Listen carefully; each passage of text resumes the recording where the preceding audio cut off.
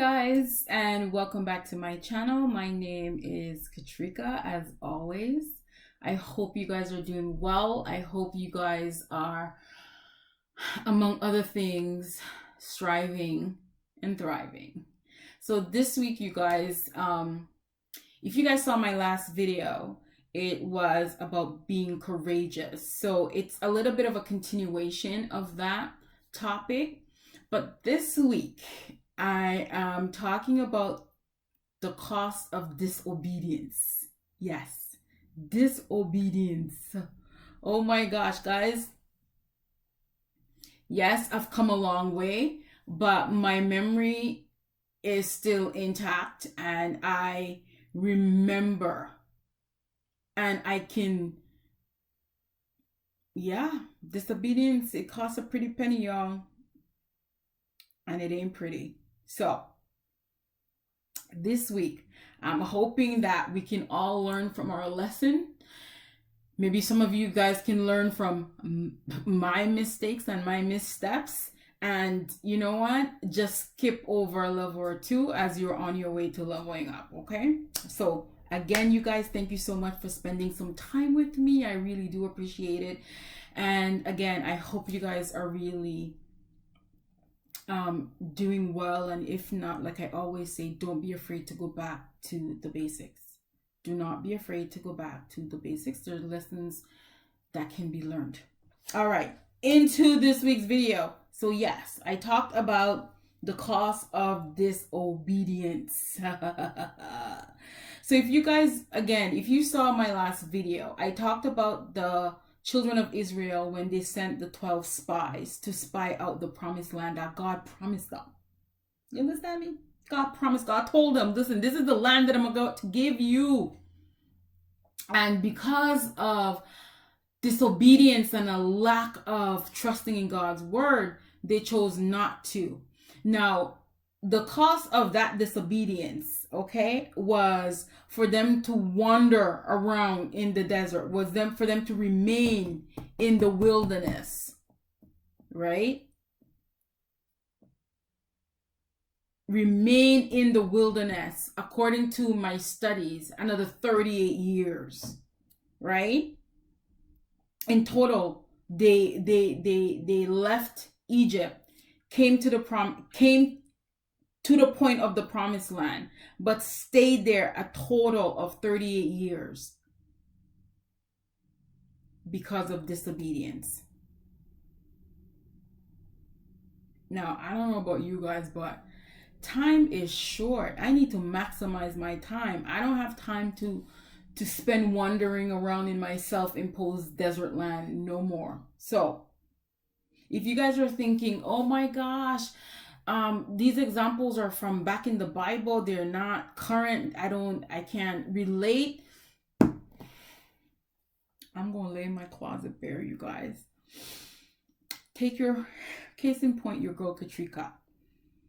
So this was very early on in our marriage, and we had gotten pregnant unexpectedly. It wasn't planned, y'all. It wasn't planned. And so we were, at the time, we had moved into marriage student housing because we were still in school. And when my son was born, when my eldest was born, and after his first birthday, and seeing how he was, and he just loved being outside, such a happy-go-lucky kid, right? And I remember looking at him one day and I said to him, you know what, before your 5th birthday, I want you to be in your own home. I want us to be able to buy a home, and because I want you to have that type of a security. Now, I didn't know how that was going to happen. Honestly, it was just something that I felt, right? But in and around that time, I got this idea to start this online business. And this business was to swap, a meeting place where students can swap books, because books have always been expensive, especially science books, mad expensive. And I was like, this is yo, this ain't cool. So the idea was to start up an online business where people can swap their books, and it was just the beginning stages of that idea, right? And it went a bit further than that, but you get the gist. I never did it. I never did it. I got so like bogged down in what I didn't know and so caught up in what I didn't have that I never took concrete steps to start that business.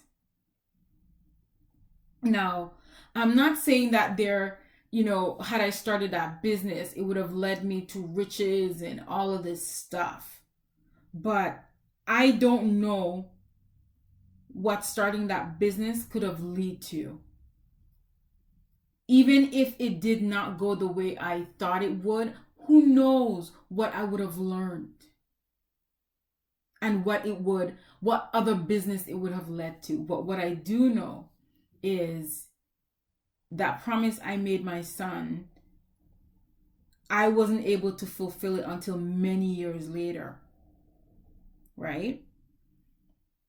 Now, again, I'm not saying that one thing led to another, but what I am saying is that the mindset that kept me from doing what I know God was leading me to is the same mindset that kept me from all the other opportunities that I might have had. So if you are called to do something, I want you to know and understand that whatever it is that you're being called to do, you are already equipped with the thing that you need.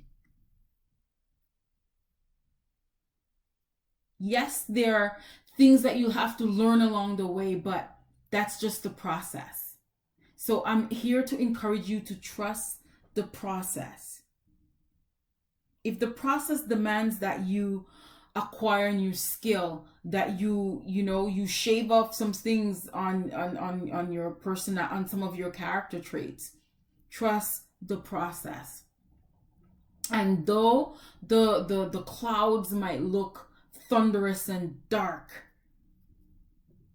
that's just what you're seeing. You don't have the overhead view of what God is seeing. So I want you again to know, yes, it's okay to feel the fear. It's okay to be apprehensive, but do it anyway. Like I told you guys in the last video, you're just built differently. So go get it. Go get it. I want to read something to you guys, and it links the last video and this video together, and it is found in Joshua 1:9, and it says, "Have not I commanded thee? Be strong and of a good courage. Be not afraid, neither be thou dismayed, for the Lord thy God is with thee, whithersoever thou goest." Wherever you go, God is with you. He is not leaving you. He's not going to forsake you. Even when we trip up and we fall and we mess up, time and time again, know that God is always there and you can always go to him. And so I hope that this has helped some of you, encouraging you to keep at it, to keep going for it. Even when the thing that you think you're looking for is not happening, keep at it, because just over that detour, just over that letdown is what you're looking for.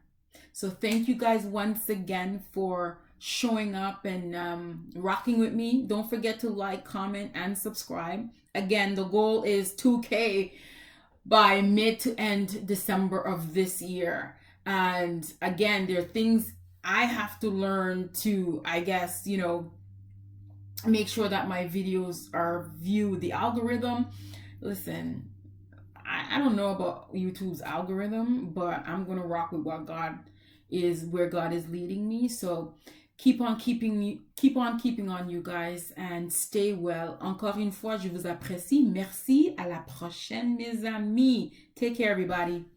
Bye-bye.